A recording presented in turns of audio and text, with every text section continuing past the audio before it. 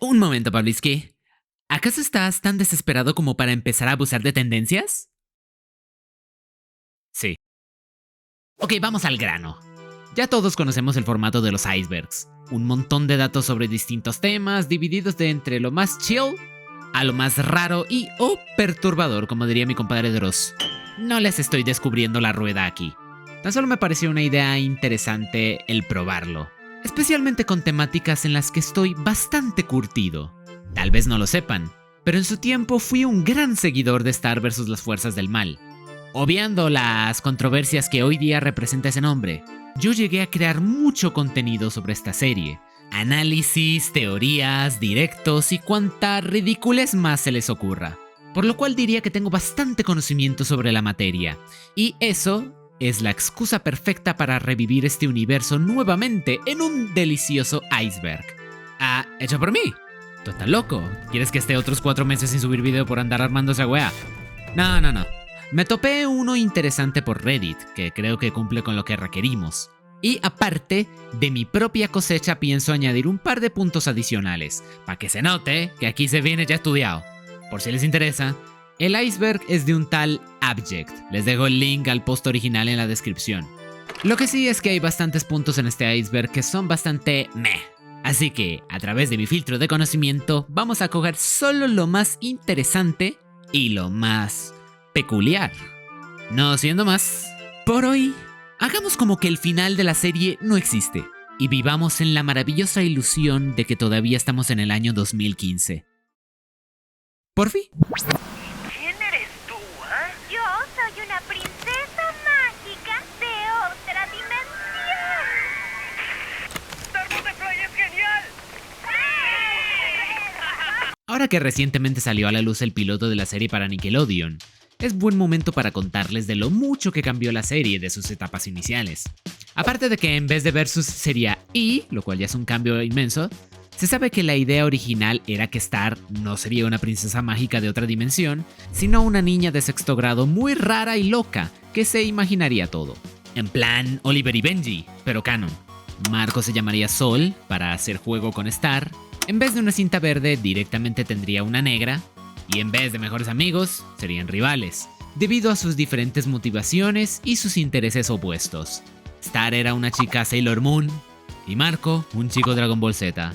Ya saben, como la canción.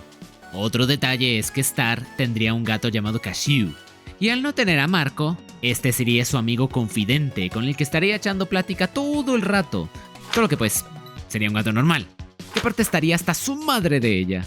Como homenaje, en el episodio Más que una pizza, pusieron un retrato suyo en la pared de Emilios. Hasta la fecha, se han encontrado 2 pilotos en los que se puede ver un poco de estas ideas descartadas. Principalmente el que se le presentó a Nickelodeon, que tiene un par de meses desde que se reveló al público. El otro es el que se le presentó a Disney y con el que fue aprobada, que básicamente es el episodio Cupido, pero de peor calidad, donde ya se adoptó la idea de que la magia sí fuera real, aunque Marco aún se llamaba Sol.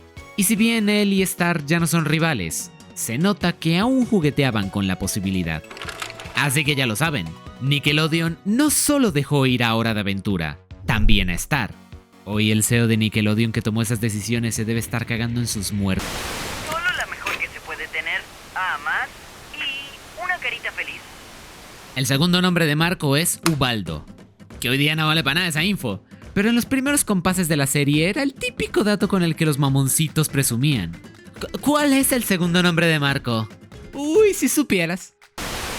Para ti, lo que quieres es tener la verdadera experiencia Muni. ¿A poco no sabían que había un mapa de Muni? Esto vino incluido en el primer libro oficial que sacaron de la serie, la guía de Star y Marco para dominar todas las dimensiones. Lo sé porque hasta yo lo tengo. ¡Ah! ¡En su cara! Pero lo más curioso de esto es que sale en la serie, de hecho, en el episodio de Estoy para ayudar. Aquí en la mesa usaron este mismo diseño del mapa para ilustrar sus estrategias militares durante el asedio de Mina. Solo que se ve más o menos a 480. Pero el punto es que así se ve Muni. Ya está. ¡Aprécienlo! Amiga, tendremos esta noche. ¿Estás listo para hacer malas elecciones? Otro dato que viene de la guía de Star y Marco. Lilacia es un nombre que nunca vas a escuchar en la serie, pero pertenece a uno de los personajes principales. Y esa no es otra que la mismísima Ponyhead.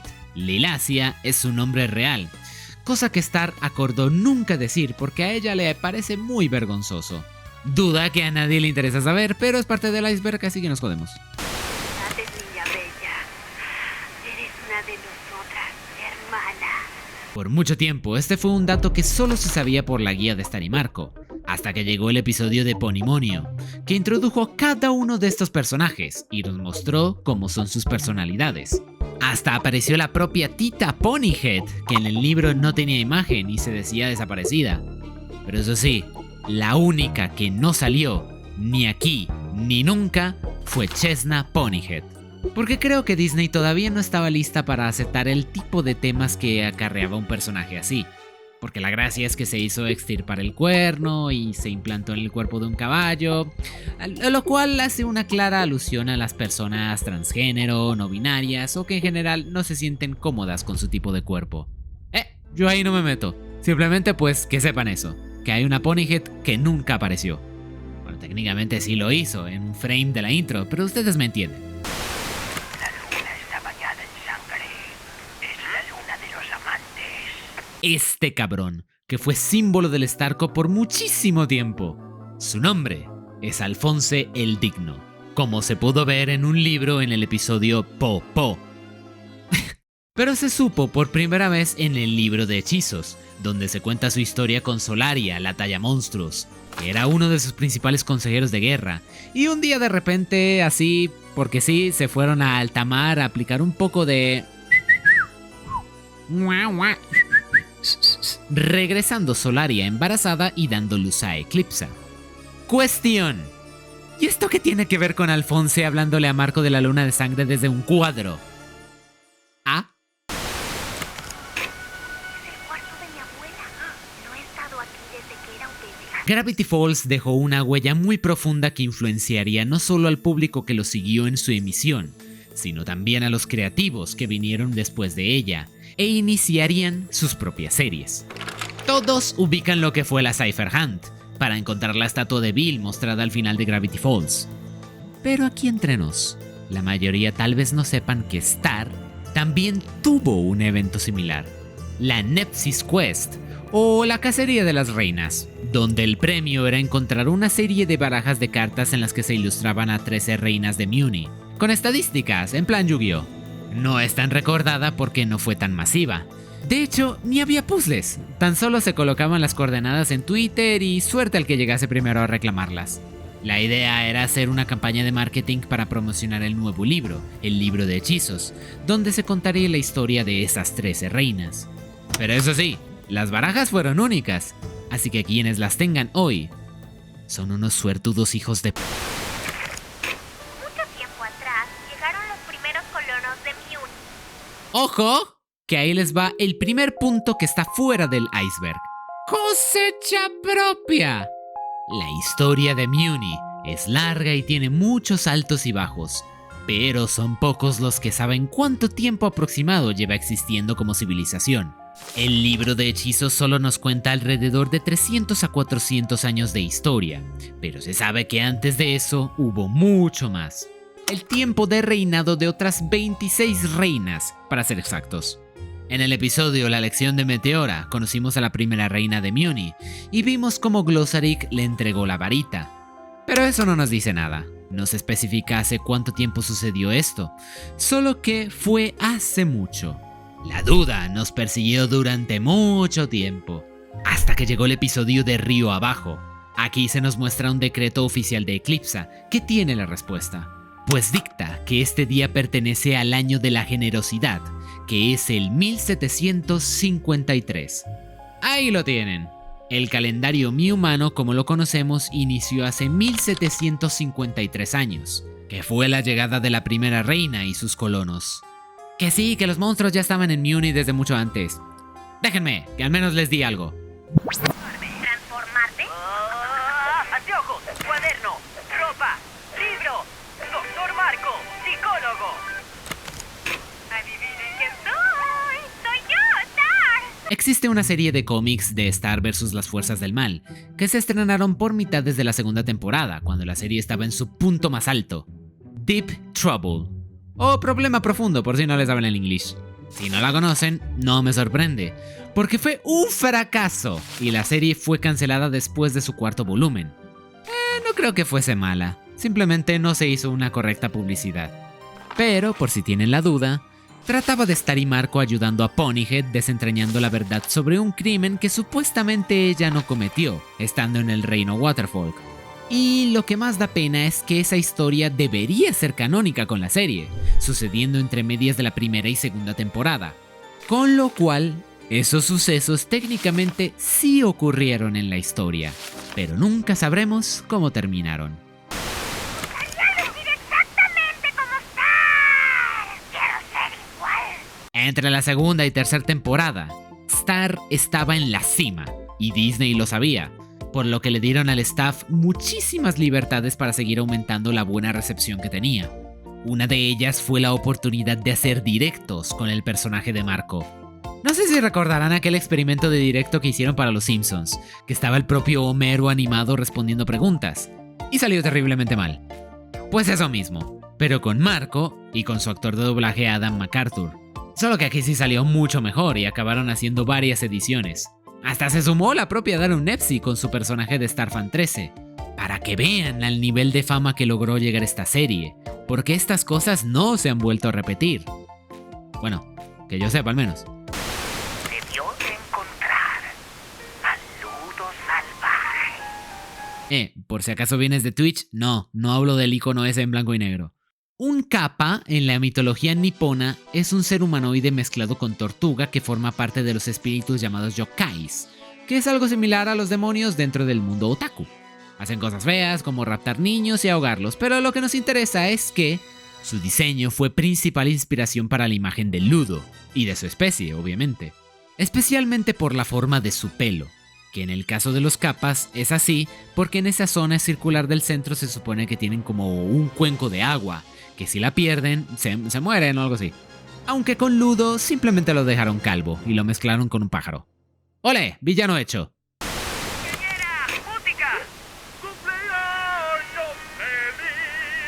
Pero no más de Star y Marco, porque de los demás nunca se dijo. Adam MacArthur confirmó que su personaje, Marco, tiene el mismo cumpleaños que él, o sea, hace el 28 de noviembre. Básicamente se le ocurrió un día decir que tenían el mismo cumpleaños y todo el mundo asintió, incluida Darren. En cuanto a Star, ahí ya la cosa es más compleja.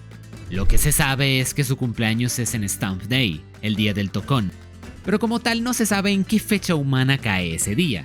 Hay quienes dicen que el 18 de agosto, porque es cuando se supone que Star se va a la Tierra en el primer episodio. Otros que el 15 de septiembre, porque es el día en que salió la edición especial del Stomp Day de la guía de Star y Marco. O también está la opción del 26 de diciembre, que es el mismo cumpleaños de su actriz de doblaje, Eden Shear, y coincide con las festividades navideñas cuya equivalencia en Muni es el Stomp Day. Pero igual no importa, porque ella nunca celebra su cumpleaños ese día, debido a que llega el tocón y se la quiebra. Espada, mi ciclodragón, puedo ir de paseo y disfrutar de una aventura cuando me da la gana. Otra de las mías. Luego de vivir 16 años persiguiendo a una elfa muy ardiente, Marco se consiguió dos grandes tesoros: su motocicleta dragón, Nachos, y su espada katana, Filosa.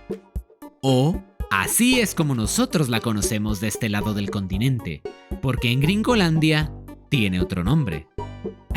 Yo no sé cómo fue que Disney permitió esto con lo tiquismiquis que son. El Chapo, señoras y señores. Así es como le nombraron.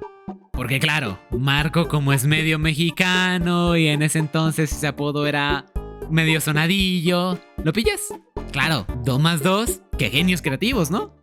La cosa es que al hacer el doblaje, en México, llámame loco, pero por algún motivo ese nombre como que no les llamó la atención y lo cambiaron a Filosa. Yo es que me reí tanto cuando lo escuché la primera vez, es que todavía no me lo puedo creer. Esto no se trata de rivalidades ni quién contra quién. Solamente quieren ganar, sin importar cómo. Y tú no eres así. Eres Mina Loveberry, me atrapaste. ¿Eres policía? ¿Es en serio? ¿Alguien aquí no ha visto al elefante en la habitación? O tal vez es que ya soy un maldito viejo. Como guía básica, Sailor Moon es un anime del año 1992, centrado en un grupo de chicas ordinarias que son elegidas para heredar unos superpoderes, representados por los planetas y satélites del sistema solar. Básicamente eso, combaten el crimen como superheroínas mientras intentan llevar una vida normal de adolescentes. Lo que hemos visto repetido miles de veces hoy día. Pero en su tiempo apenas estaban cimentando esos conceptos, y Sailor Moon se convertiría en uno de los principales referentes para la idea de la chica mágica. Así que no creo que haga falta que les diga que fue una de las principales inspiraciones de Daron para hacer a Star, y a lo largo de la serie deja varias referencias a la misma. Mina Loveberry, por ejemplo, su diseño está basado completamente en la Sailor.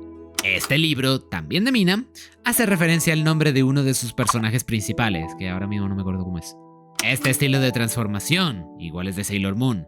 El intro, el diseño de la varita, o sea, muchísimas cosas, pero pues ya nos entendemos. Nuestras vidas siguen adelante. Pero no hice mi globo todavía. Un clásico. La pesadilla de Marco que se nos muestra al principio del episodio Cinturón Rojo, que originó un montón de hipótesis e interpretaciones psicológicas.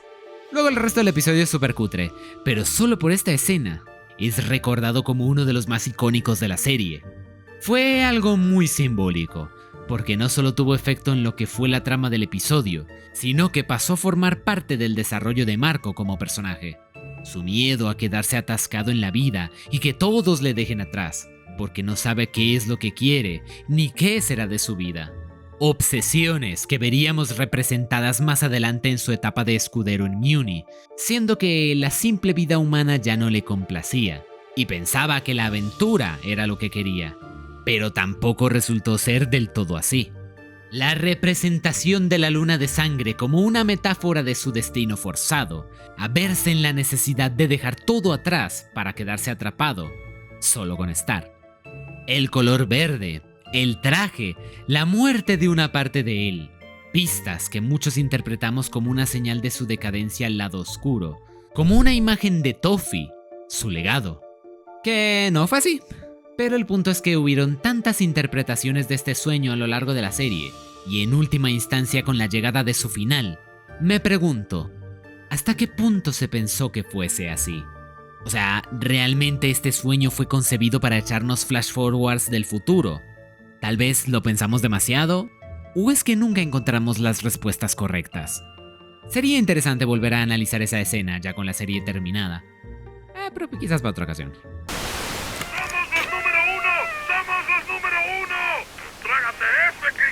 Todo personaje de cualquier serie pasa por un extenso proceso de desarrollo, y se conciben muchísimos diseños posibles, hasta que se elige el que tendrá definitivamente.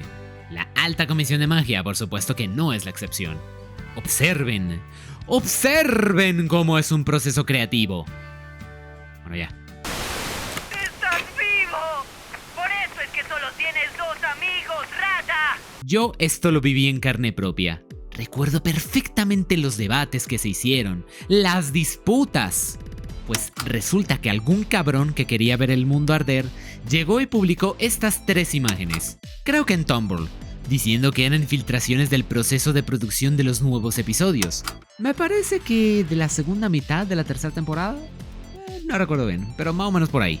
Y claro, se veían muy similares a las fotos que a veces publicaba Daron durante la producción de ciertos episodios, con lo cual todo el mundo cayó redondito.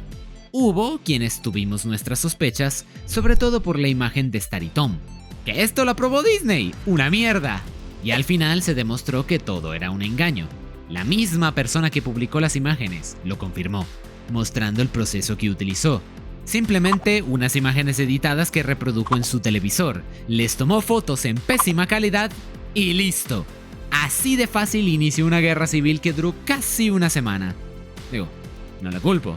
Yo si hubiera tenido esos 2000 de IQ, rápido aplicaba la misma. Lo que se habrá reído, joder.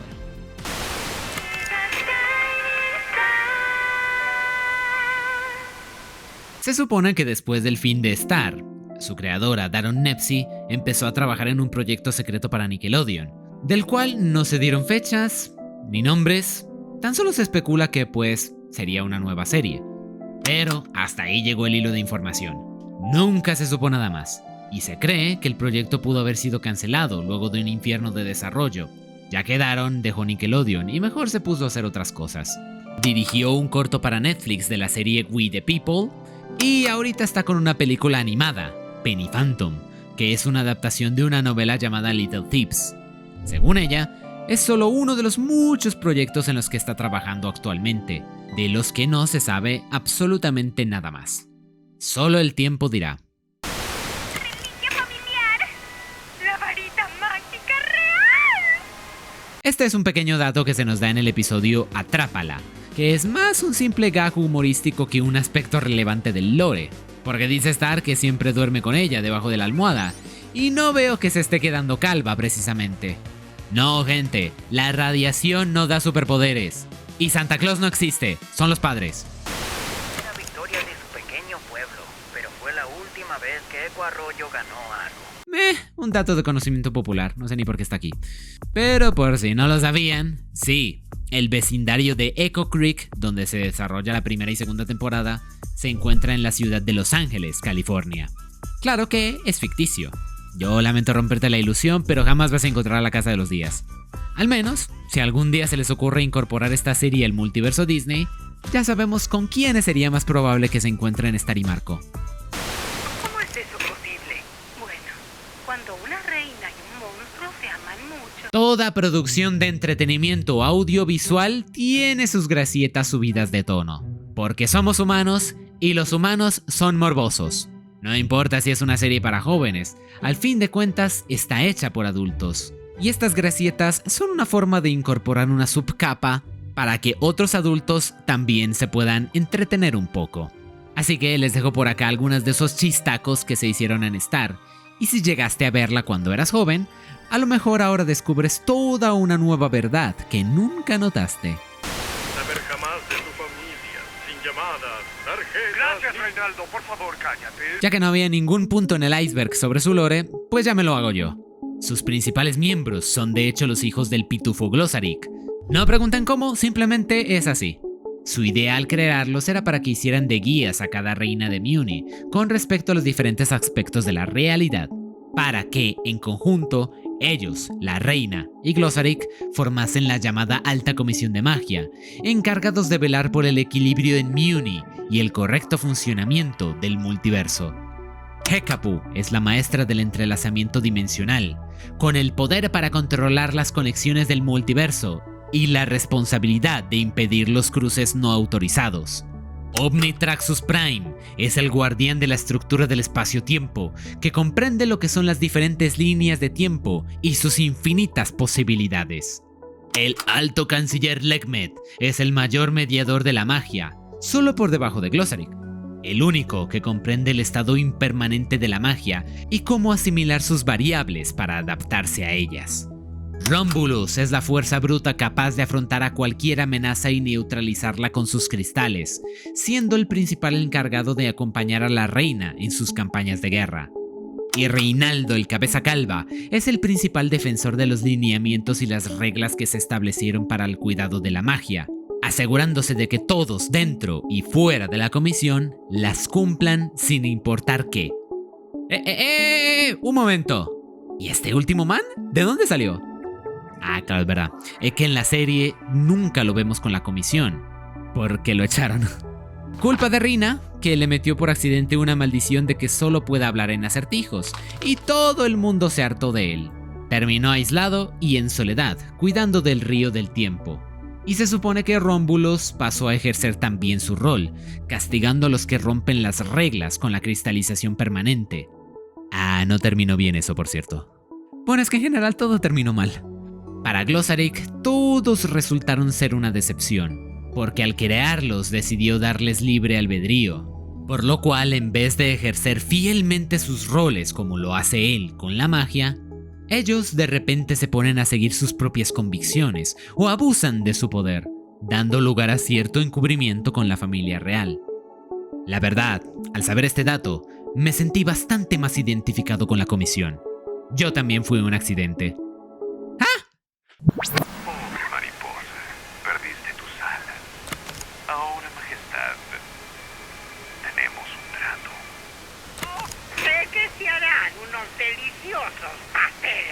Laszlo Marmalade, o como coño se pronuncie, es el padre de Moon. Esto es un dato que viene del libro de hechizos, donde se nos cuenta que Comet, su madre, vivió una vida muy alocada antes de heredar la corona, viajando de allá para acá en busca de emociones y nuevas experiencias. En una de esas conoce a Laszlo, un chef disque muy famoso en el multiverso, con quien se casa. Tienen a Moon y de ahí se divorcian, tras lo cual regresa a ocuparse de sus obligaciones como reina de Muni. De ahí en más, este bro desaparece del mapa. Hay teorías de que pudo ser parte de los pasteleños, lo que explicaría por qué la primogénita envía a Moon a su isla, siendo que tal vez fue allí donde nació y vivió durante un tiempo, por lo cual, pues era en parte su hogar. También se dice que puede ser el propio Rey Pastel, y que por eso no quería que Moon se fuera. Pero a ver, honestamente, yo ahí sí creo que el autor se anduvo echando unos honguitos del Gary. Trozos. Debes excavar profundo. Hasta donde sabemos, existen 3 formas de la magia en su estado líquido, que se ven representados por 3 colores: amarillo, morado y verde. La forma amarilla es la magia en su estado, digamos, normal, su estado puro, vaya, en donde funciona a su máximo potencial, sin provocar ningún efecto adverso hacia el multiverso o sus habitantes. La forma morada es magia contaminada por la oscuridad, ya que en la conjuración mágica influyen mucho los pensamientos y los sentimientos. Al ser usada a base de ideas violentas, maliciosas y nefastas, esto ocasiona que la magia dentro de las personas se contamine de oscuridad. Y luego esa oscuridad puede poseer la magia pura dándole este color, convirtiendo los seres hechos de magia en encarnaciones de caos y destrucción. Y la forma verde es la magia cuando ya no funciona, cuando está muerta, digamos, y no puede seguir produciendo efectos milagrosos. O si lo hace con efectos anómalos y aberrantes. El estado en el que quedó al final de la serie, como bien saben.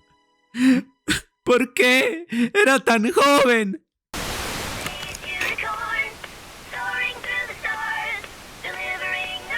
Sí, claro que tiene juegos, como toda franquicia medianamente popular de nuestra generación. A ver, no te esperes un The Last of Us o un GTA. Hablo de puro jueguito barato de páginas web, que hoy en día la mayoría ni los consideramos juegos reales. ¡No! Pero bueno, ¿qué pasa? ¡Se me acaba de buguear! Caballeros, ha sido un placer. Ya iba tocando. Se echa de menos a Lagarto Juzbando. Pero con respecto al tema, el gran villano de Star, al igual que todos, tuvo su propio proceso de desarrollo. Lo malo es que en su caso nunca se compartieron lo que fueron sus diseños conceptuales, y por lo tanto lo único que tenemos es este arte promocional de su episodio premier, Galletas de la Fortuna. Aquí se lo muestra con un diseño beta, más semejante a lo que acabó siendo Rasticor: lampiño, piel escamada de color verdoso y un traje totalmente negro sin corbata ni camiseta debajo, lo que en mi opinión le da una apariencia más de mafioso o millonario excéntrico, en vez del hombre de negocios refinado que conocimos. Y por esto es que es importante siempre un proceso de desarrollo para cada personaje, que sea variado y extenso, para encontrar el mejor resultado posible. ¡Ganamos, gente! ¡Ganamos!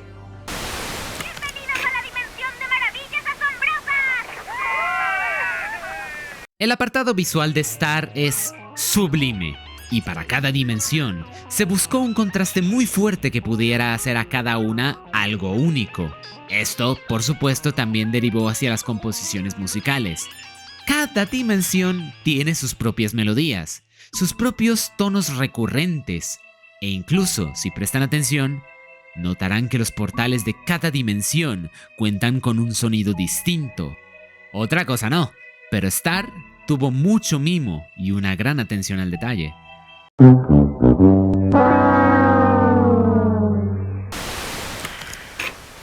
fan de Star 13! ¡Llegaste rápido! ¡Estuve aquí todo el tiempo! Starfan 13. No, lo digo en serio, o sea, legalmente hablando ese es su nombre, se lo cambió en el registro civil. O eso insinuó durante uno de los directos de Fanco 13. Ahora, Si hablamos del nombre que tenía antes de vivir pegada a Star, según Adam MacArthur, Daron había considerado que fuese algo así como Amanda Jacobs. Felicidades, por fin volverás a dormir en paz.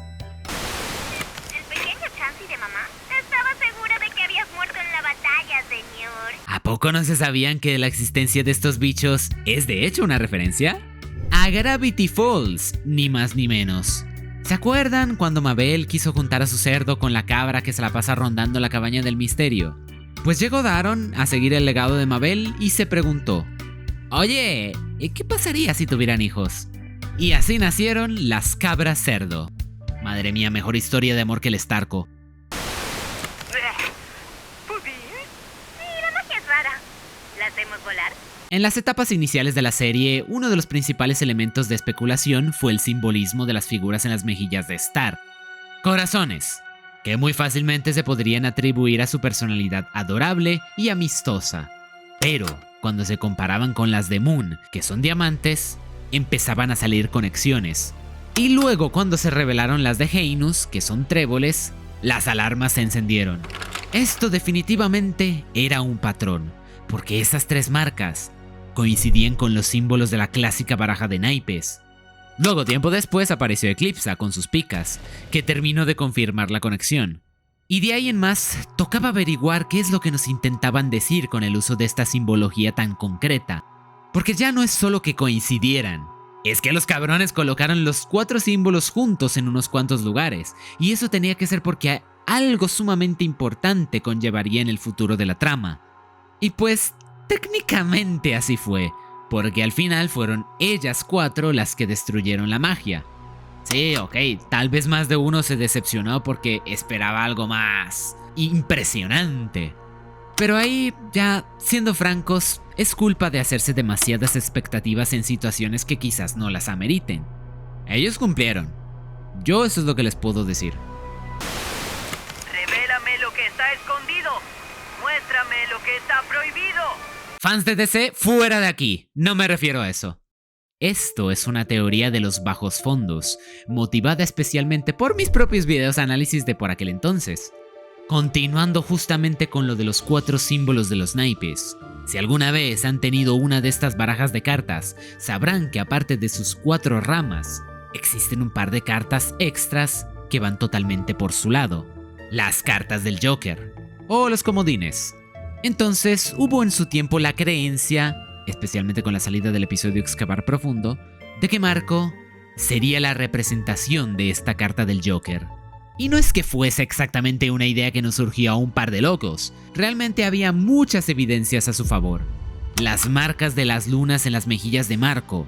Este es un símbolo que estuvo presente en varias etapas de la serie, sin explicación, exactamente como lo fueron los 4 símbolos de los naipes. Y daba la casualidad de que existía una ilustración de la carta del Joker, en la que este estaba sentado sobre una luna. Luego que si las simbologías de la dualidad en Marco, porque estas lunas menguantes y crecientes en cierta forma representan un lado de luz y otro de oscuridad, la varita de Marco, que en su diseño original tenía el símbolo del yin y el yang, otra vez la luz y oscuridad, rematando con el simbolismo de la carta del Joker, basada en la carta del tarot del loco, que representa la dualidad tiempo-espacio y a un sujeto que básicamente va perdido por la vida sin saber qué quiere ni a dónde va. Aspectos que representaron a Marco, sobre todo en las últimas temporadas. Recordemos lo de su pesadilla en Cinturón Rojo. Y más encima está el rol como tal de la carta del Joker, que es el de suplantar la función de cualquier otra carta de la baraja.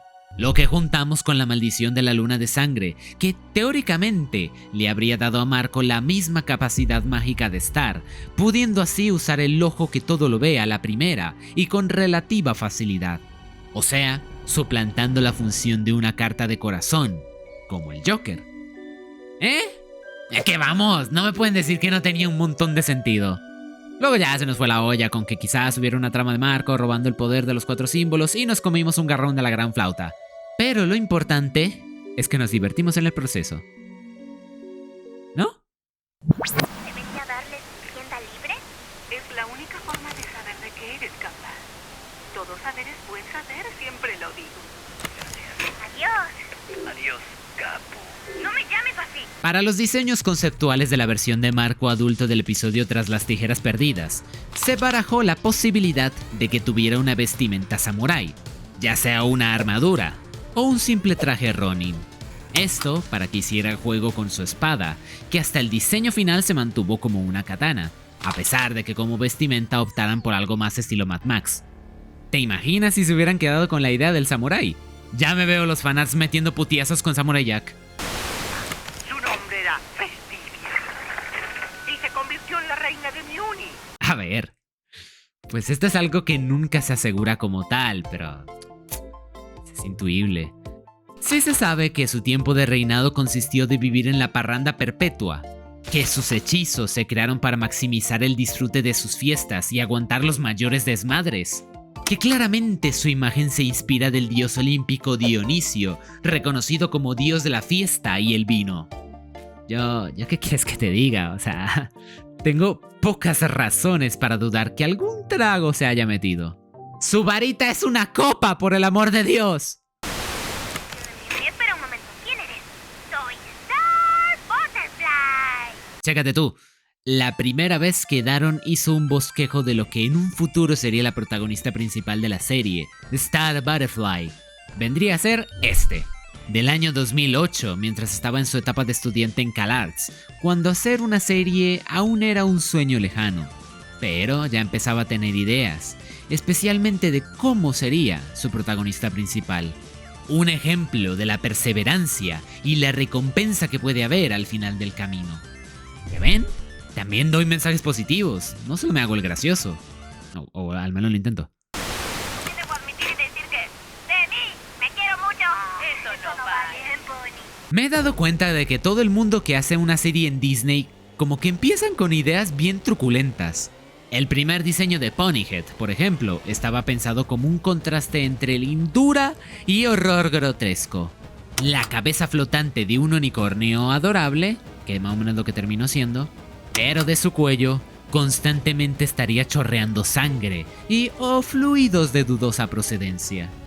¿Y creían que el piloto de The Owl House era perturbador? A las fuerzas del mal voy a invocar, de las profundidades de tierra y mar. Se le conoce por ser la reina de la oscuridad, y es cierto que su mayor área de expertise está con el uso de este tipo de magia. Pero lo que fue una burda mentira para desprestigiar su imagen es el haber sido la única reina que utilizaba estas prácticas. No, señor. Para empezar, Solaria, su madre, empleaba la magia oscura como un método para potenciar sus conjuros y hacerlos más letales. Ella misma fue quien plantó las bases para la creación del hechizo sin nombre, al cual ella nombraba como hechizo de aniquilación total. Crescenta la Ansiosa tenía como uno de sus principales hobbies el crear cantidades innumerables de hechizos, con todo tipo de propósitos que muchas veces solo buscaban ser distintivos fuese como fuese. Así tuviera que emplear magia oscura para su creación, como el hechizo que dio origen al brazo monstruo. La maldición que Rina le echa a Reinaldo para hablar en acertijos, se cree que también fue con magia oscura. Y obvio, pues, Moon, que utiliza el hechizo más oscuro para intentar matar a Toffee. ¡Hipocresía! Eso es lo que es. Lindo sombrero, Star Butterfly. Este es otro clásico. Yo no sé cuándo y cómo se inició ese rumor, pero fue de los más populares en los principios. Que si la almeja que siempre usa de collar, que si la línea azul que tiene en el pelo y más tarde se reveló que es natural, o que el vestido que lleva en Bombón que Star le dice que se ve como el océano. Sí es cierto que obviamente intentaban construir una estrecha relación entre ella y la imagen del mar, como para que su personaje reflejase esa idea de belleza y tranquilidad, dándole una vibra única. Pero nada más allá de eso, porque la idea de la sirena simplemente nunca tuvo un sentido real. Y ahora que terminó la serie, podemos confirmar que en efecto fue pura paranoia colectiva. Cosa suya. Sí, bueno, no eres el primer monstruo que cae víctima de su magia. Uff, hay tanto que se puede hablar sobre esto y tanto de lo que ya se ha hablado. Pero hay que procurar ser concisos, así que, durante casi toda su vida, Toffee persiguió un ideal muy concreto: la superioridad de los monstruos sobre los mi-humanos y su derecho sobre las tierras de Miuni. Pero a diferencia de otros rebeldes, él creía que toda la causa de sus problemas era la dichosa magia, que ganarían fácilmente en contra de los mi-humanos, pero la magia les proporcionaba una ventaja injusta, por lo que intentó superarla con sus capacidades regenerativas de septariano. Cuando Moon logró cortarle el dedo, ahí es donde se terminaría convenciendo de que su principal enemigo era la magia, por lo que tenía que encontrar la manera de destruirla, fuese como fuese. Y tras muchos años de investigación, finalmente supo cómo hacerlo. Y lo hizo. Bien lo había descrito Daron hace mucho. Toffee fue más como un antihéroe. Buscaba el bien para los suyos, pero a través de la violencia y el derramamiento de sangre. Quería destruir la magia, pero solo para que ellos pudieran apalizar a los mi-humanos con toda brutalidad. ¿Cómo lo quiero yo a este hombre si es que... ¡Ugh! Sí lo es, pero puedo enseñarte. ¿Qué pasa cuando llegas a la edad en la que estás horny todo el día y en tus venas fluye la esencia mágica gracias a cientos de años de antepasados que han usado la magia hasta para sacarse los mocos? Pues que al parecer te conviertes en una mariposa humanoide, que está muy horny.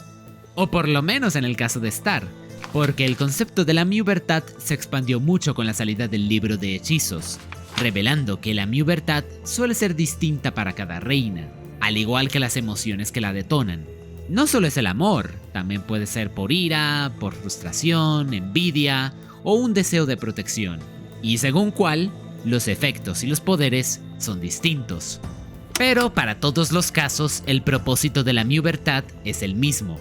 Tal como la pubertad es la evolución del cuerpo para alcanzar su máximo potencial como adulto, la Mewbertat es un proceso que sufre un organismo que ha sido muy afectado por la magia, a través del cual se pretende que desarrolle nuevas capacidades que le permitan un mayor dominio de la misma y el acceso a poderes más elevados, lo cual termina siendo la forma de la mariposa. Aunque me gusta más la explicación de Glosaric. Look, kid, nature is like a runaway dump truck. Hot, fast, and full of garbage.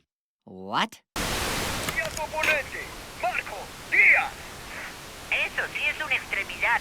Esto me toca de forma personal, porque yo fui de esos que esperó a cada temporada, a cada episodio, por la más mínima insinuación. Y nada. Es bien sabido que en su episodio debut, el brazo monstruoso, valga la redundancia, se nos dejó implícito que este pasaría a formar parte de Marco y algún día se manifestaría nuevamente. Luego, en el final de temporada, Ataque al Castillo, se hizo un pequeño guiñito al trauma de Marco con este ser. Y mucho después, en el final de la tercera temporada, Dividiendo y Conquistando, se hizo una pequeña mención a él. Y eso fue todo. Nunca hubo ningún regreso, ni se volvió a hacer hincapié en su existencia, lo cual fue motivo de depresión para mi persona. Daron explicó que sí estaba la idea de traerlo de vuelta, pero no lograron encontrar la manera de conectarlo con la trama que estaban construyendo, así que se descartó. Un día triste para los Robinson. No sabrás jamás. No seas tímida. Puedes contarme. Otro datillo que viene del libro de hechizos. En el capítulo de Rina la Enigmática, se nos habla de que tuvo que contraer matrimonio con John Rauchley, un demonio de la familia Lucitor, y con él tuvo a su hija, Selena la Tímida. Después se implica que como todo Lucitor, John tenía problemas de ira, y Rina se lo quería quitar de encima lanzándole un hechizo para romperle el corazón. Simbólicamente, pero terminó rompiéndoselo de verdad y lo mató.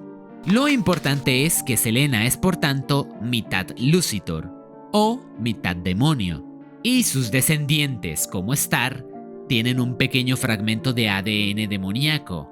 Si es que ya decía yo, ¡es del diablo! Tú puedes llamarme Duffy.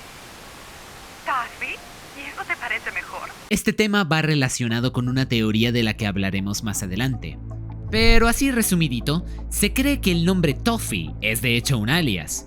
Un título que se colocó por querer olvidar su nombre real, o porque su nombre real tuviese alguna implicación perjudicial para sus planes contra la mi-humanidad, o porque alguien le dio ese nombre y tiene un tipo de valor sentimental para él.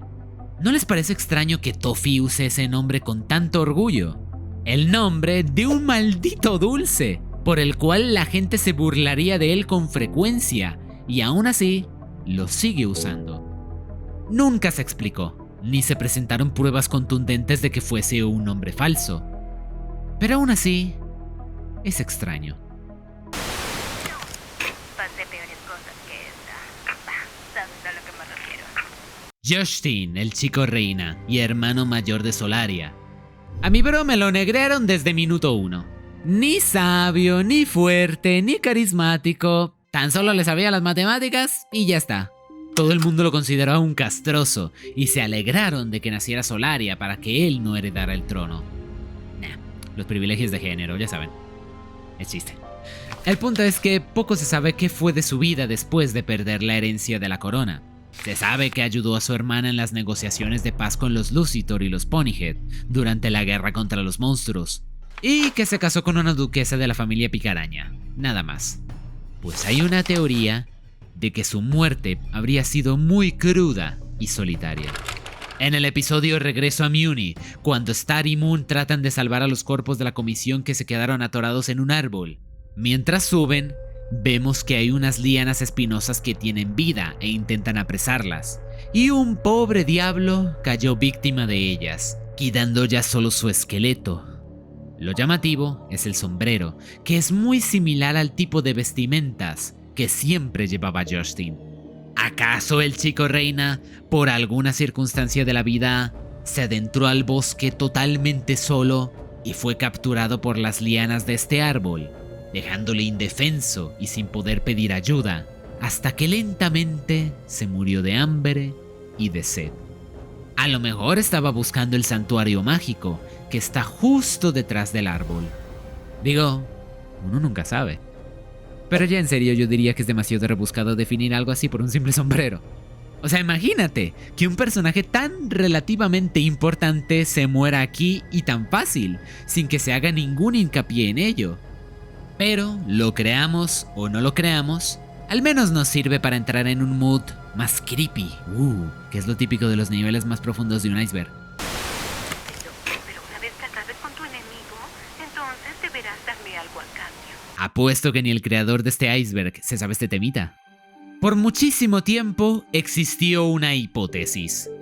Toffee y Eclipsa se conocieron, ya sea como madre e hijo, tutora y aprendiz, amigos, amantes, de todo vaya. El punto es que se conocían, de una manera o de otra. Fue una de mis primeras teorías, de hecho, y uno de mis videos más famosos. Toffee, el monstruo inmortal.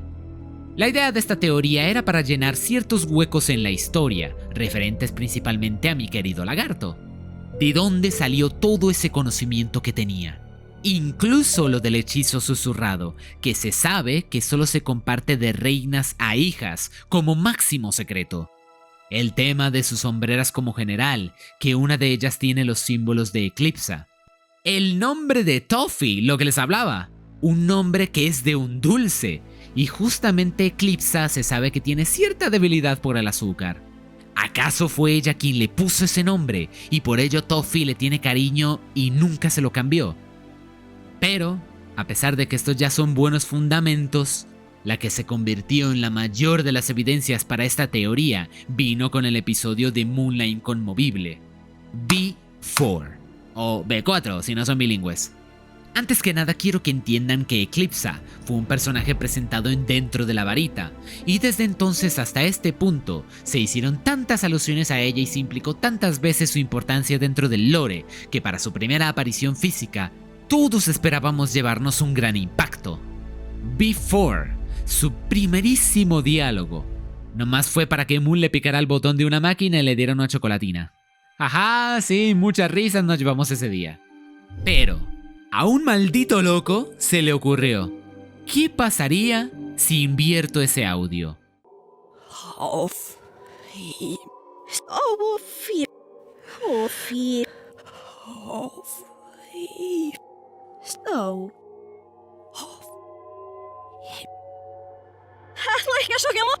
No puede ser, dije. Pero es que suena tal cual y tiene sentido. El primer diálogo de Eclipsa con un mensaje oculto, que en verdad estuviera llamando a Toffee de forma encubierta, dando la razón a la hipótesis de su relación previa. ¡Claro! Bueno, pues la serie terminó y nunca se vio que hubieran tenido alguna conexión. A ver, tampoco se desmintió, pero a estas alturas pienso que si no quisieron mostrarla, es porque nunca existió. A pesar de que siga siendo la mejor forma de explicar esos huecos argumentales. En cuanto a Before, no tengo idea qué decirles. Lo más seguro es que fue una simple coincidencia. Pero, vaya pedazo de coincidencia. Es una de esas cosas que me encantaría preguntarle a la misma Daron, porque a veces la naturaleza de este mensaje me vuelve a despertar dudas. La verdad será siempre un enigma. Significa que no pertenecemos a la familia real. Sigue siendo una princesa. No somos nada, mamá. Vaya, para convertir a los sencillos campesinos en un ejército aterrador. Hoy día se conocen muchos de los acontecimientos previos al inicio de la serie, gracias especialmente al libro de hechizos. Pero la mayoría de este contenido solo condensa los últimos 300 años de historia mi-humana, debido a que el libro de hechizos que nosotros conocemos es de hecho el segundo en existir. El original, que fue creado por Glossaryck, se quemó junto con el primer castillo Butterfly durante la ceremonia de coronación de Skywyn, gracias a unos dragones de muy bajo presupuesto, perdiéndose así siglos y siglos de historia de las 26 reinas anteriores a ella. Tanto así que ni siquiera sobrevivirían sus nombres, ni mucho menos sus apariencias. Todo lo que nos queda son unas cuantas migajas, como por ejemplo, la reina anterior a Skywyn, que fue Lyric, su madre, que lo de ser reina se la traía bien floja, y por eso le heredó el puesto a Sky en cuanto pudo. Pudimos ver cómo era la primera reina de Muni, a quien Glossaryck le otorgó la varita real. Se sabe que hubo una reina llamada Soufina, conocida como la Extraña, ya que usaba su magia para hacer puros calditos. Glossaryck nos revelaría que esto es porque se volvió loca luego de su pubertad, ya que una de las características de estas transformaciones suele ser sus ojos somatidios, que les permiten ver múltiples dimensiones a la vez, y suelen desaparecer junto con su transformación. Pero en su caso nunca sucedió, y ella quedó maldita el resto de su vida pudiendo ver varias dimensiones constantemente, o incluso todas a la vez. Curioso lo de la sopa, eso sí, ya que sabemos que tiene ciertas implicaciones con el universo y con la magia. Y finalmente están los cuartos desconocidos que vemos en la dimensión de los hechizos. Según esto, alguna reina debió tener como símbolo una flecha, hay otra que tendría una mano, una gota, una estrella, un globo o un pescado, qué sé yo, una flama, esta cosa rara, una cruz y este otro globito pero con una punta. Sí, eso es todo lo que se sabe de las primeras reinas. Una lástima, pero la vida es dura. ¡Zarigüeyas! Fan de Star 13, eres la segunda mejor yo que existe, nena. ¡De fábula! Por si tienen curiosidad, Daron Nepsi tiene su propio canal de YouTube. Abandonadísimo, pero por si quieren ver más trabajos suyos, allí encontrarán sus animaciones de la Universidad CalArts, como The Terror from Mars, Dead by Blonde o mi favorito, Scissors. ¿Cómo? ¿Qué dices? ¿Que quieres que te deje el link en la descripción? Claro, por supuesto. ¿Qué clase de youtuber sería si no consintiera a mi público? Nuestra historia. Y sus guerreras llegaron a pagar un precio muy alto por ello. El programa Solariano fue una iniciativa de Solaria con la intención de crear un ejército invencible que combatiera contra las inmensas hordas de monstruos que dominaban Muni. Tras usar una combinación de hechizos de las antiguas reinas, el resultado fue justo lo que necesitaba: soldados sobrecargados de poder que por sí solos eran capaces de aniquilar ciudades enteras antes de caer derrotados. El primero de ellos bien se sabe que fue Mina Loveberry, pero tras ella vinieron muchos más, decenas y decenas. ¿Qué pasó con todos ellos tras el fin de la guerra contra los monstruos? Lo que se nos explica es que su naturaleza era demasiado inestable, y esa inestabilidad los llevó a su autodestrucción. ¿Qué pasa cuando creas una máquina que solo sirve para la guerra? Los soldados solarianos se volvieron locos al afrontar una era de paz, llevándoles a buscar el conflicto donde sea, inclusive entre sí mismos. Exactamente. Todos se mataron entre sí. Y por descarte solo podía quedar uno, el más fuerte de todos, que fue Mina. Y ya vemos cómo la falta constante de batalla han afectado su psique. Capitán, ¿permiso para abordar? Esta teoría sí que nunca la había escuchado. Es como que, mientras que aquí en Latinoamérica teníamos nuestras teorías, que si el verso monstruo, Jackie, Sirena o los 4 símbolos, allá en Gringolandia andaban en sus propias paranoias, y una de ellas es esta.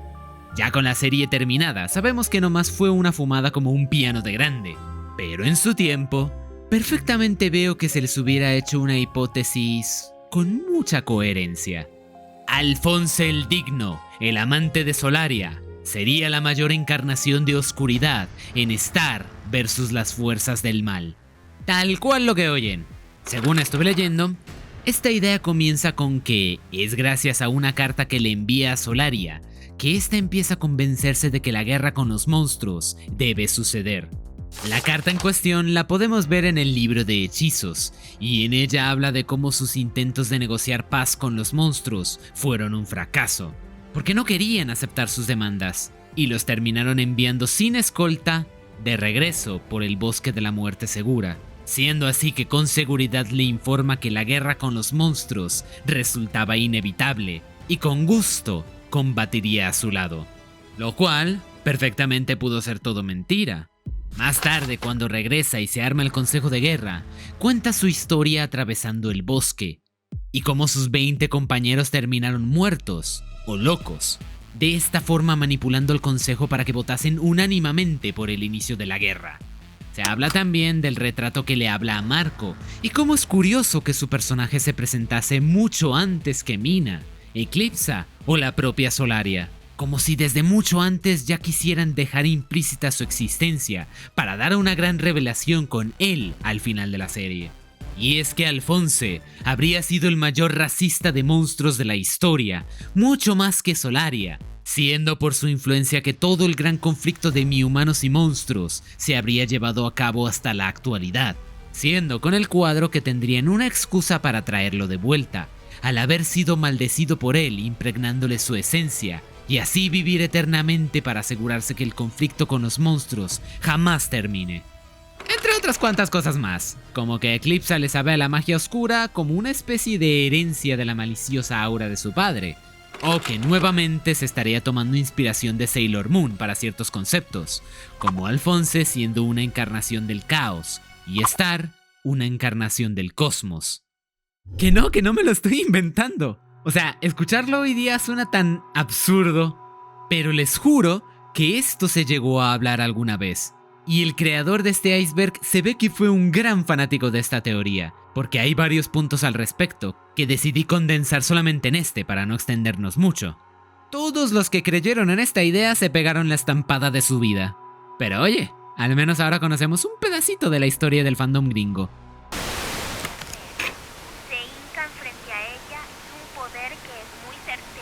Solaria la talla monstruos, hija de Skywyn, desarrolló un profundo desprecio hacia los monstruos desde sus más tiernas etapas, y ya como adulta, consideraba que las anteriores reinas no habían tenido la suficiente mano dura para imponer su dominio en Muni. Fue ella quien declaró la guerra a los monstruos y vivió toda su vida entre el conflicto y la batalla, hasta llegado su trágico final. Me estoy enrollando para no decirles simple y llanamente que no se sabe quién la mató. Solo se deja en que fue emboscada por un grupo de monstruos, pero los miembros de este ataque nunca fueron especificados. Yo, en lo particular, tengo la teoría de que este ataque fue orquestado por el mismísimo Set. Y es que el haber sido el asesino de la legendaria reina cazamonstruos sería ese gran mérito que le volvería una figura sumamente reconocida entre ellos, lo que le permitiría iniciar su campaña bélica. Oye, pero un momento. ¿Y quién es Set? ¡Uy, papá! Tú no haces los planes. Yo sí.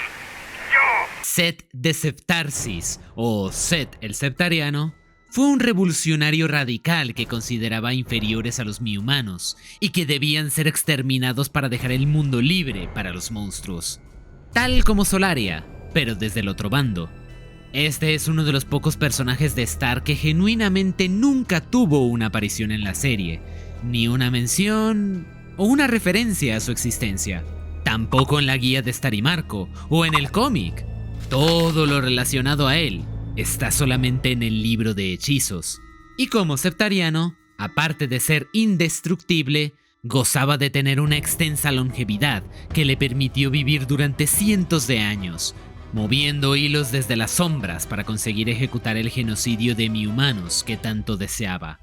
Su primera mención es en el capítulo de Eclipsa, pero como dije, es muy posible que su primera acción real hubiese sido el asesinato de Solaria, ya sea como parte del grupo de monstruos que la emboscaron, o directamente fue el verdugo que la ejecutó. Esto le otorgaría el reconocimiento de los septarianos para convertirse en su líder, y con los años volverse una voz de gran renombre entre todos los monstruos. Para este punto, lo más cercano a un rey de los monstruos era Glabgor, pero Set le estaba adelantando por la derecha, siendo que los periodos conflictivos que se estaban viviendo en aquel entonces tenían a los monstruos en la cuerda floja, y Glabgor no hacía más que fomentar la paz debido a su relación con Eclipsa, mientras que Set, con sus ideas extremistas, estaba demostrando que él sí estaba dispuesto a contraatacar, y con todo, amasando un gran número de seguidores fuera de la especie de los septarianos. Después de que Eclipsa y Glabgor son cristalizados, se presume que Set empieza a mover ficha, organizando un brutal asedio contra el castillo Butterfly durante el reinado de Festivia, quien manda a los soldados solarianos aún restantes para que defiendan y repelan la embestida. Lo consiguen, pero luego de 5 largos años de devastación y muerte. Por lo que parece, esto provoca que Set pierda mucha de su influencia, pues no volvemos a saber de él hasta el reinado de Crescenta, donde sus fuerzas empiezan a crecer nuevamente. Así que ella con su amigui, Emily Kelbottom, formulan un plan para quitarle poder, organizando unas elecciones que decidan definitivamente a un rey de los monstruos.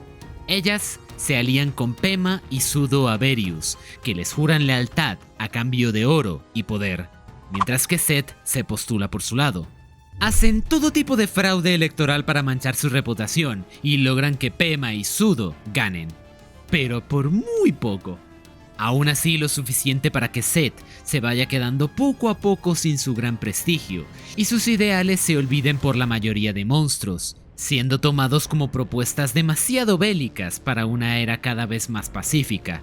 Los únicos que seguirían fieles a él hasta el final serían los propios septarianos, y las nuevas generaciones buscarían continuar su legado genocida, convencidos de que es lo mejor para Muni. Cuando llega el reinado de Comet, Set ya es un viejo, cuyas visiones de conflicto se consideran anticuadas, pero sin importar qué, él se sigue manteniendo firme en estos ideales, y cuando Comet lo invita a su banquete para concretar la paz definitivamente, es para él como la gota que colma el vaso. Este resulta en un punto de inflexión, porque realmente no se sabe qué sucede con Set para este momento. Daron confirmó que para los acontecimientos actuales de la serie, Set ya está muerto, desde hace mucho tiempo además, con lo cual tuvo que morir poco después del asesinato de Comet. O ya estaba muerto para ese momento, pues nunca le responde a su invitación. Siempre he creído que quienes reciben esa invitación fueron de hecho los septarianos que tomaron el relevo de Set, entre ellos Toffee, que lo verían como una ofensa a su mentor, y por ello planearon y ejecutaron el asesinato de Comet. Tal como inició la historia de Set, Toffee continuaría su legado matando a la reina Comet, y así reiniciando la guerra entre mi-humanos y monstruos. Un personaje que nunca vimos, y a la vez fue uno de los principales sujetos que puso en marcha la historia de Star versus las fuerzas del mal. Magia para tu beneficio, pero en cuanto me da algo de ventaja a mí, ¿me lo quieres quitar? ¿Cómo que esto no está en el iceberg? Si es una teoría de prácticamente el inicio de la serie. La idea de que Marco se volvería malvado en algún punto, ya sea por un solo episodio o antagonizando un arco completo, generalmente el último de la serie. Esta teoría tuvo tantas facetas que ni siquiera sabría cómo empezar a resumirla. A ver, Star y Marco fueron rivales en el concepto original, eso ya lo hablamos.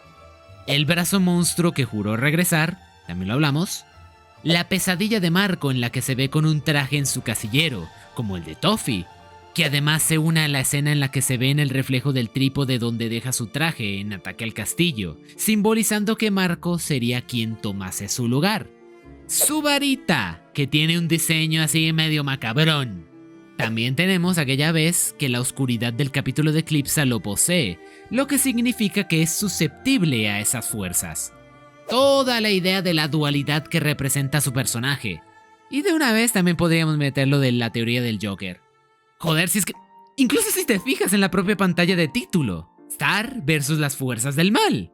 Y casualmente en la palabra Evil está una alita súper parecida a las alas de la varita de Marco.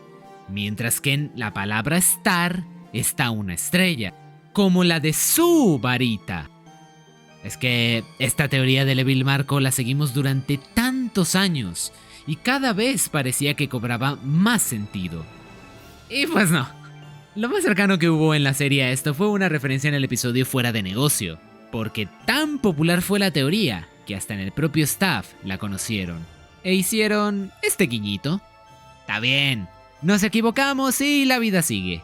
Podría haber sido muy interesante ver cómo se habría ejecutado esa idea en la serie. Aunque lo que sí creo es que en algún punto se barajó la posibilidad entre los escritores, tal como el regreso del brazo monstruo. Pero no les pareció que cuadrase y simplemente se descartó. En fin, el mundo de las series animadas. ¿Qué estoy haciendo? No puedo irme. ¿Star? Soy la reina y este es mi pueblo. Debo quedarme y luchar. Va a cerrar. Yo no puedo creerlo. No hay ninguna continuación. Ya les dije, el cómic lo cancelaron y si la serie no ha regresado, mucho menos lo hará esto. Lo que sí es que hace un tiempo se publicaron algunas de las portadas que iban a tener los siguientes volúmenes del cómic, antes de que todo se fuera al ñosco. Star y Marco como vaqueros. Aquí se ve que aprovecharían para presentar a Chesna. Vale o madres. Star y Marco echando las retas del Mario Kart contra un archivista. Y Marco contra Roy en Disaster Chef 5. Oye, ¿quieres que no? Ya me dieron ganas de ver cómo habría salido todo esto. Bueno, ya será para la siguiente vida. Y en un mundo paralelo. Ya sabes, intentando buscar su secreto en un closet lleno de secretos. Cuando se habla de oscuridad y secretos escalofriantes, la que viene a la mente siempre es Eclipsa, o Solaria, o quizás Crescenta. Pero Skywyn, de esa se habla muy poco. Y mira que cuando lees su capítulo hay un montón de entradas que te dejan con la mandíbula en el suelo. Aunque la forma en la que los describe todo lo hace sonar tan exagerado que parece chiste, lo que de alguna manera las vuelve más irrelevantes y generalmente nos hace pasarlas por alto. Pero en verdad, cuando se analizan estos hechos, te das cuenta que la vida de Skywyn pudo ser bastante más interesante y extraña que la de cualquier otra reina. Para empezar, no sé si sabían, pero Sky tuvo su propia caja de Pandora, también nombrada como la caja de las pesadillas. Pero esta, en vez de guardar los males del mundo, comienza a chuparse todo lo que está en su camino en cuanto es abierta, y luego escupe cucarachas malévolas que buscan el dominio total del mundo. Nah, no es cierto, eso último solo es una referencia. Menos lo de las cucarachas malévolas, eso sí lo pone en el libro. Sky se encuentra esta caja en las ruinas del castillo después de que se incendia. Piensa que es una reliquia de una antigua reina, y la abre por curiosidad. Celia Parda. La caja se come parte de su pelo, a su cabra cerdo y a su asistente, antes de que abra un portal y la tire en una dimensión supuestamente vacía. ¿Qué pasó con ella después de eso? No lo sabe Skywyn, ni nosotros tampoco. ¿O qué tal aquella vez que al andar experimentando con hechizos, por accidente borró una cosita medio importante? La gravedad de todo el jodido Muni, frenando la rotación del planeta. Y a las prisas tiene que inventarse algo para ponerla a girar otra vez. Todos guardemos un minuto de silencio por los 16 valerosos mi-humanos que se perdieron en el espacio ese día. Y que acabaron en otro planeta, y fundaron una sociedad próspera, y seguramente volverán a cobrar venganza. No nos olvidemos que también fue Skywyn quien construyó el nuevo castillo Butterfly, a base de un hechizo para repetir el mismo día, pero conservando los cambios entre cada ciclo. Detuvo el tiempo, lo aceleró, revivió a los muertos. Esta mujer hizo muchas cosas. Se suele creer ingenuamente que Eclipsa o Star son las reinas más poderosas de la historia conocida. No, fue Skywyn. Ya no solo porque se riera en la cara de Albert Einstein borrando la gravedad. Aparte tiene el dudoso mérito de ser la única reina conocida que ha destruido toda una dimensión. Claro, también hay que tener en cuenta el contexto. Esta mujer tuvo que volverse en una segunda primera reina, después de que el castillo Butterfly se quemara, el libro de hechizos también, su madre dándole igual todo, los monstruos que les agobiaban constantemente, y su pueblo siendo unos totales inútiles dependientes de la reina. Tuvo que reconstruirse de cero prácticamente, y el estrés le carcomía al punto que se desahogaba destruyendo cosas. Y más encima luego resulta que su ligue la andaba frenzoneando para irse con otra. Entonces un día va y se mete a la dimensión 811, buscando explotar algo más grande que una montaña. Carga su varita a tope, se sumerge por primera vez y ¡boom! Adiós a toda esa dimensión. Pero no se preocupen, ahí solo vivían gusanos de colores. Aunque la carga de haber desarrollado tanto poder para emplearlo en formas tan destructivas le asusta y la deprime. Hasta que recapacita, entra en modo serio y pone a funcionar el reino como Dios manda. Esto sí es un mujerón. Lástima que esta serie no entra en el multiverso, o de lo contrario, Bill tendría serios problemas. Al igual que tuve que ir para vencer a Tassi. Quizás eso también fue un error. 7 vinieron antes de Rina, sin contar al chico. Añade 4 reinados más tras su dominio. ¿Y qué es lo que acaba destruido? Esa es la predicción de Rina. Literal, lo que pone en su epitafio como reina, su gran acertijo. Este tema es curioso, porque realmente suena un poco sin sentido, ya que es algo que sale medio de la nada, y no se vuelve a implicar acerca de ello en ninguna parte, ni en la serie o en el propio libro. Es raro, porque falta contexto del dónde y por qué surge este epitafio. Pero bueno, nunca lo sabremos, así que, ¿cuál es la respuesta al acertijo? Pues, bajo mi pensar, todo indica que se trata de la magia. 4 reinados después de ella. Esos son Selena, Estrella, Comet y Moon. A Star no la contamos porque...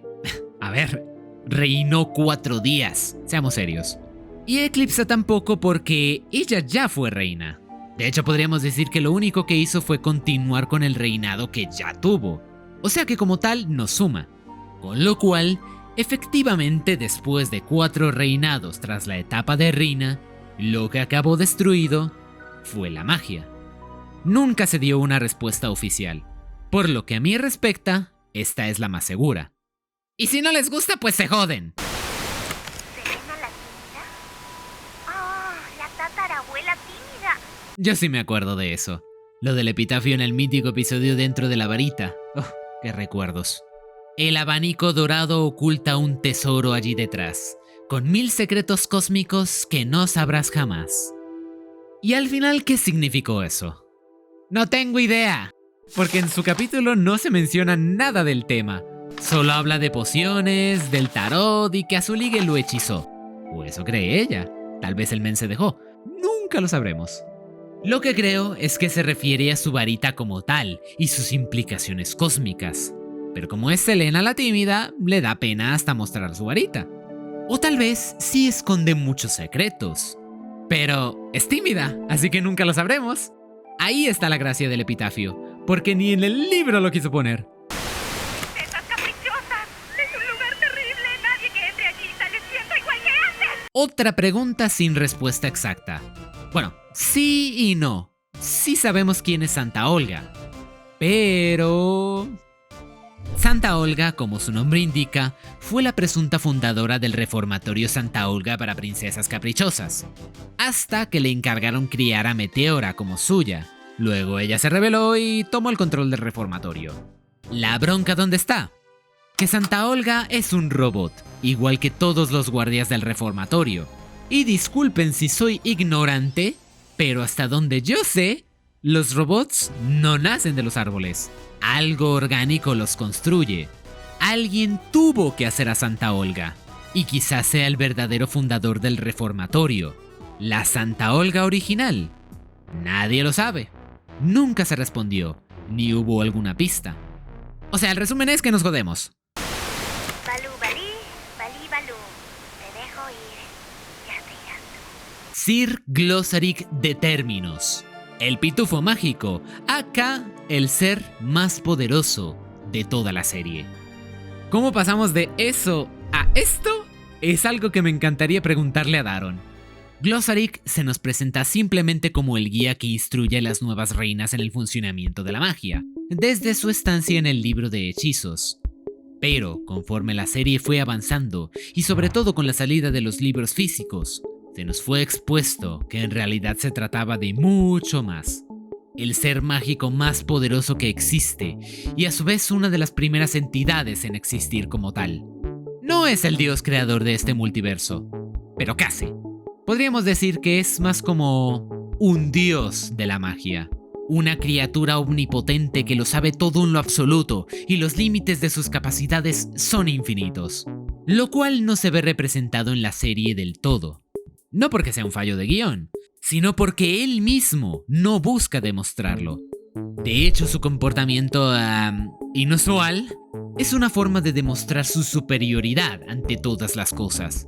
Glossaryck actúa muchas veces como un clown, y eso es porque se trata del reflejo de la naturaleza de la realidad misma, pues todos buscan encontrar la razón del por qué existe la creación y cuál es su orden, siendo que la razón como la comprendemos no existe, y esa incongruencia es lo que forma su orden. No existe un sentido, pero ese sinsentido es su sentido a la vez. No me acabo de pegar un viajezote. Estoy intentando explicarlo, pero es muy confuso. Y exactamente esa confusión es lo que es Glossaryck. ¡Está loco! Y esa locura es lo que esconde su visión del orden y el sentido de todas las cosas. Porque él ya lo sabe todo, como dije, y sabe que debe hacer ciertas cosas para dar ciertos efectos, recurriendo a acciones que consideramos incoherentes. Comportarse como un perro durante meses diciendo Glabgor, que siempre estuviera comiendo pudín sin explicar por qué. Ese sinsentido tiene un sentido, que solo se entiende cuando el efecto está hecho, que para él es lo importante, lo cual llevaría hasta el mismo final de su existencia.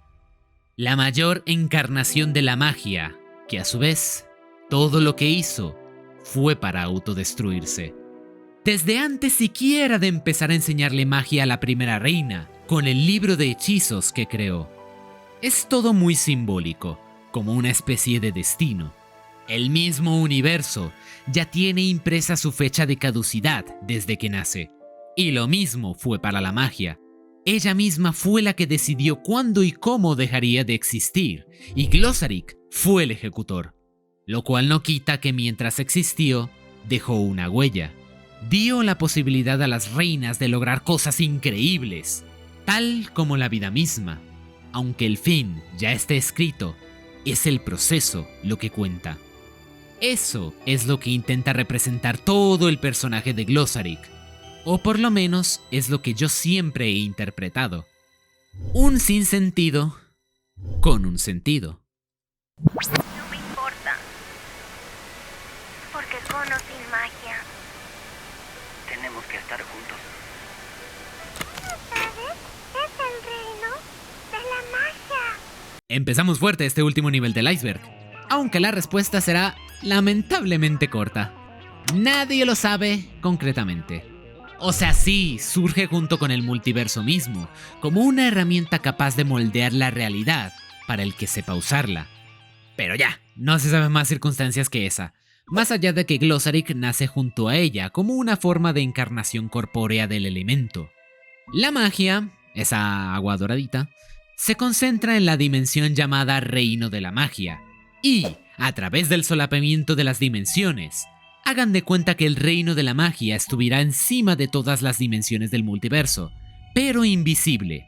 Así que es como si ese océano de magia lo estuviera inundando todo, siendo esta la forma en la que se hace la canalización mágica, tomando esa agua dorada, invisible, y dándole la forma del efecto mágico que te dé la gana. Esa es la manera en la que funciona. que no era el tema exactamente, pero era para no dejarlo tan soso. Y hay una rama y un arbusto, y no sé lo que es esa cosa, pero se mueve. Siglosarik es la manifestación corpórea de la magia. Para el tiempo, ese sería el llamado Padre Tiempo. O sea que estos dos son casi como primos lejanos nacidos con la realidad misma. Y al parecer eso hace que los dos estén tocaditos de la cabeza. El Padre Tiempo es el encargado de hacer mover la rueda del progreso, ubicada en las planicies del tiempo, lo que hace que el tiempo mismo fluya hacia adelante. Al principio le molaba, pero tener que vivir en una rueda de hámster por toda la eternidad, la verdad que a mí también me acabaría aburriendo un poquito. Un día Skywin la lía frenando el tiempo, pudiendo mi tío salir a conocer el mundo por primera vez. Pero luego lo engaña para que siga moviendo la rueda aunque lo haga miserable, porque si no la realidad se quedaría atascada para siempre, lo cual es algo así como un problemín. Después, ya saben, Star hace lo mismo, pero ella sí encuentra una forma de que siga girando la rueda y a la vez explore mundo. ¡Ole! Final feliz. Hasta que se le ocurre usar la rueda para viajar al pasado y se encuentra con su madre de joven, pero oye, eso ya es otra historia. Y como no tiene final, mejor ni agobiarles. Ahora sé que hay un libro. Uno de los misterios del libro de hechizos que nunca se resolvió. Cuando miras detalladamente los inicios de cada capítulo, donde sale la imagen de cada reina a toda resolución, podrás notar que en la mayoría de ellos, entre la decoración, hay como unas letras, unos símbolos. Es claramente una tipografía, como lo es el bajo mi humano en el que están encriptados algunos mensajes por todo el libro. Esos se resolvieron, pero estos nunca se pudieron traducir, ni se dieron explicaciones al respecto. Tal vez solo es un decorado que no tiene ningún significado, o tal vez se esconden ahí muchos secretos que hoy día aún no se conocen. Y se seguirán sin conocer porque yo no soy lingüista, no me da el tiempo para eso. Dimensionales. Cada par está hecho específicamente para quien las gana. Star fue una de las primeras series animadas de Disney que incorporó la idea del multiverso, y a su vez se tomó el tiempo de explorar un gran abanico de sus dimensiones. No solo existe Mjolnir y la Tierra. Hablamos ya del reino de la magia y las planicies del tiempo. También tenemos el inframundo, Misión Compras, el Rebo Nubes, el Arcade Amatista, Adápolis, la dimensión de los gatos con caras humanas, la dimensión del sándwich, la dimensión de las maravillas asombrosas, la dimensión de los salchiduendes, la dimensión de los hechizos, la dimensión de Rómbulus, la zona nunca, la Nalandia, la taberna al final del multiverso, la burocracia de la magia, el vacío. Bueno, nos entendemos, ¿no? Hay muchas dimensiones, aunque creo que esas son casi todas. ¿Por qué coño me las conozco todas?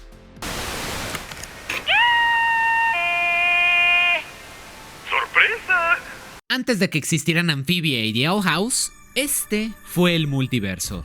El proto-multiverso. Gravity Falls, Rick y Morty y Star vs. las fuerzas del mal. ¿De dónde vino esto? Bueno, pues todo empezó igual que el multiverso que conocemos, con referencias. Esencialmente hacia Gravity Falls por parte de las otras dos. En Star pudimos ver algunos turistas que aparecían en Gravity Falls y alguien similar al propio Zeus. Un cuadro que asemejaba a la cabaña del misterio. Una calcomanía en el casillero de Marco de la banda varias veces. O unos muñecos de unos gnomos que aparecían en Misión Compras. En cuanto a Rick y Morty, tenemos la aparición de una silueta de Bill. Dos Mortys que asemejan a Dipper y Mabel.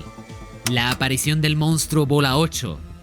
O cuando a Stanley se le van unos objetos por el portal mientras lo está activando y estos aparecen saliendo en un episodio de Rick y Morty. Como tal, no hay referencias entre Rick y Morty y Star, que recuerden. Pero gracias a que ambas se conectan con Gravity Falls, eso significaría que entre sí también lo estarían. O sea, un momento. Entonces eso significa que tenemos ante nosotros un doble multiverso. ¿Ah? No. Lo mismo aclaré al iniciar la cronología del multiverso. Para poder tomar como canónico un crossover, debe haber implicaciones más directas, y sus historias no pisarse las unas a las otras. En The Owl House literalmente aparece Anne. Bill, Cypher y el núcleo comparten celda, Y está confirmado que Stan Lee e Ida estuvieron casados en Las Vegas. ¿Entienden lo que quiero decir? Esos son conexiones demasiado directas. Esto son detalles casi irrelevantes que no demuestran nada, con lo cual se quedan como meras referencias. Y también está ese detallito minúsculo de que Rick y Morty ni siquiera es de Disney, por lo cual un crossover es directamente imposible. Pero oye, en su tiempo fue una buena mina de teorías e ilusiones, y al menos cimentó unas bases para concretar la visión del multiverso Disney. Beber contigo. Bueno, todo buen capitán se hunde con su barco. Ah, el sueño de todo fanático de Star. Dinos, Pawlitzki, ¿se sabe algo de si la serie continuará algún día? Pues miren, yo seguí la serie desde que comenzó casi, y rememorar todos estos datos a través de este iceberg ha sido un gran disfrute. Pero creo que Star tuvo su momento, y lo ideal ya es dejarla ir. 4 temporadas, todo un hito para lo que suele hacer Disney. Contaron sus historias, desarrollaron sus arcos, profundizaron en su mundo. O sea, ya está. Se trató todo lo que se tenía que tratar, y excederse podría ser perjudicial. Sí, podrían explicar algunas cuestiones que quedaron pendientes, pero a mi parecer no tienen la suficiente sustancia para que se amerite. Quedó en un buen equilibrio la serie en cuanto a temas inconclusos. Nada demasiado relevante de saber. Y si se decide explorar estos elementos con una nueva temporada o película, a lo mejor quedarían en el aire otras nuevas dudas, y esto se convertiría en un círculo vicioso. Y no, aquí no tiene nada que ver el final. ¿Qué es más? Incluso continuar la serie podría ser ese final aún peor, porque seguramente traerían de vuelta la magia, y ni siquiera respetarían el mensaje que intentaron dar. No es que no quisiera que vuelva por la mala impresión que nos dejó. Tampoco es como que me enojaría si lo hicieran. De hecho, sería yo la primera persona en la fila para ver la nueva temporada. Solo creo que no hace falta. Y ahora que han pasado varios años, estamos en ese punto en el que el vacío que nos dejó su partida se ha transformado en nostalgia. La nostalgia que nos hace recordar con aprecio aquellos años, sin la enferma necesidad de consumir más contenido de la serie. Solo está todo bien, ¿sabes? Y regresarla ahora sería ilusionarse otra vez para luego extrañarla otra vez cuando termine. No vale la pena. Así es, estoy aprovechando este punto del iceberg para hacer una reflexión de lo que fue Star, ya que estamos llegando al final. Porque con respecto a la pregunta tal cual, no hay confirmada ninguna continuación, ningún spin-off, ni hay la más mínima pista de que Disney lo tenga en cuenta para un futuro cercano. Star sigue muertísima. Está por ahí el loco que dice que puede que se esté barajando la idea, ya que por ejemplo se confirmó el regreso de Phineas y Ferb con 2 temporadas más. Pero es básicamente lo mismo que decirte que te agarres a un clavo ardiente. Pero ya fuera de bromas, aquí entre nos, con honestidad, ¿les gustaría que Star volviera? Adelante, pueden comentarlo, no sean tímidos. Aquí no se juzga a los fans de Star. Por un mal final, no se arruina toda la serie. Y si te volviste hater solo por eso, estás pero si bien pendejo. Star fue una excelente serie. Y lo puede seguir siendo. Yo no digo que no. Solamente tengo mis reservas. Pero ya será el futuro el que tomará la decisión final. Amphibia y The Owl House. ¿Compartieron universo? Si es que, ¿cómo hilo los temas? Una vez más, estamos de vuelta con el crossover del multiverso Disney. Porque, como último punto de este iceberg, quiero que hablemos de la posibilidad de estar dentro de estas cronologías. O sea, no, ya les dije que es imposible. Primero porque Star no tiene conexiones tan directas con las otras 3 series, a lo mucho referencias sutiles con Gravity Falls. Y con cómo termina Star uniendo la Tierra y Muni, simplemente no hay manera de cuadrarla con las demás cronologías. O sea, no. Que no vaya, que no. Pero, aunque no sea canon, por diversión, vamos a imaginar cómo podríamos hacer para que Star pudiera entrar en el multiverso. Porque yo tengo una idea. Sí o sí no pueden compartir la misma tierra, por lo que les dije. Así que deben ser tierras paralelas. Y el otro gran problema es el propio reino de la magia, que es una dimensión muy importante que establece unas reglas en su multiverso, que no se aplican al multiverso Disney, a menos que lo tomemos en cuenta en su estado ya destruido. Y siendo así, podríamos emparejarla con otro sitio muy parecido que se ha visto en un par de series. En The Owl House se nos presenta el espacio intermedio, la dimensión entre medio de todos los planos del multiverso. Y fíjate qué curioso que la forma en la que lo ilustran es como un bizarro y abstracto lugar, inundado de un agua verdosa y brillante. Podría ser que este espacio intermedio, conocido en Gravity Falls como el Reino de las Pesadillas, fuese en lo que se ha convertido el destruido Reino de la Magia. En el caso de las 3 series se les describe de la misma forma, como la dimensión al centro de todo, el núcleo, digamos. Y si en verdad fueran el mismo sitio, querría decir que los sucesos de Star vendrían a ocurrir al inicio de toda la cronología del multiverso, mucho antes del nacimiento del propio Bill Cipher y Euclidia, y cuya versión de la Tierra vendría a ser mucho más antigua que la que hoy día conocemos con Gravity Falls, Amphibia y The Owl House. Pues una vez que la magia pura es destruida, al pasar de los eones, el reino de la magia se deforma y transforma en un lugar sin ley y dominado por el caos, el reino de las pesadillas, que sería tomado por Bill Cipher sin saber siquiera el vergel de vida que fue alguna vez, siendo este lugar lo único que queda de aquella etapa primordial del multiverso, donde las dimensiones más estuvieron conectadas gracias a ese recurso mágico ahora olvidado. Esas primeras dimensiones que fueron las que vimos en Star ya han desaparecido o se han transmutado en otras. Muni ya no existe, ni Adápolis o la Zona Nunca, mientras que la Tierra volvió a surgir en forma de otras dimensiones con nuevas variaciones de la historia humana. Y los remanentes de la magia quedarían esparcidos en nuevas dimensiones, como la de The Owl House, dando nacimiento a los archivistas y los titanes, los descendientes de Glossaric. ¿A qué no suena tan loca la idea? Y eso que aún se podrían desarrollar un par de conceptos más. Pero ya se me acabó la imaginación por ahora. Cuidado, que poco más y ya le andaba metiendo directo los videos de la cronología. Pero nah, ya para otro día si eso. En fin, pues esos serían todos los puntos del iceberg que consideré interesantes, más los míos propios. Ah, qué buenos recuerdos de Star. No sean amargados y denle otra oportunidad. Yo reviviendo esto, desde luego que se me quitó mucha de la amargura que me quedó del final. Digo, no fue un buen final y eso va a seguir siendo así, sin importar cuánto tiempo pase o cuánto tiempo lo medite. Pero el resto de la serie es que es cremita. Vuelvan a verla y se van a dar cuenta. Fue la serie de Disney durante varios años.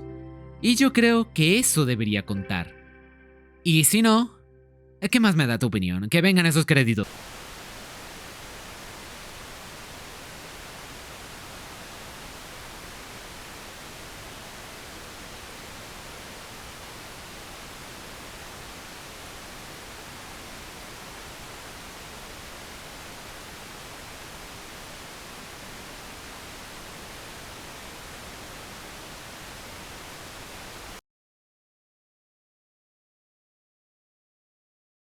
I underestimated you. Where's Marco? You succubus bitch!